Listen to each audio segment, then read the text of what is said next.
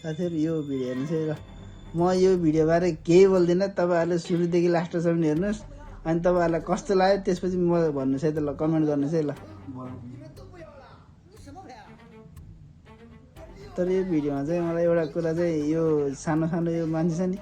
यसलाई देख्दा चाहिँ मलाई साह्रै हाँस उठ्छ कि यो मान्छेको नाटकहरु नाटक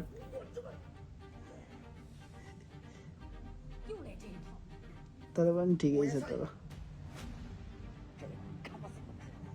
यो मान्छेले चाहिँ सबैजना चाहिँ उल्लु बनाइराखेको चाहिँ आएछ भने चाहिँ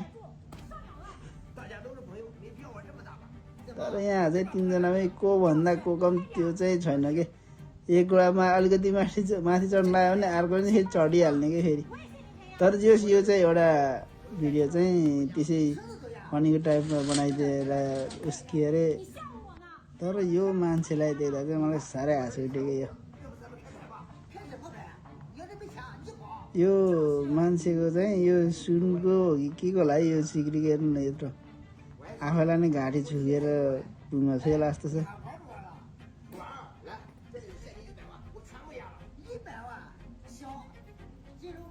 ल त नि ल तीनटा एक्का एउटाको तीनटा दुकी एउटाको 12 सम्मको डब्लिङको रन लिएर बसेछ ल ठिक छ तर यो चाहिँ बल्ल पक्का तास हो क्या त्यो तीनटा एक्का आएपछि त त्यसले गेम खेल्न हाल्नुपर्छ कि तर ल ठिक छ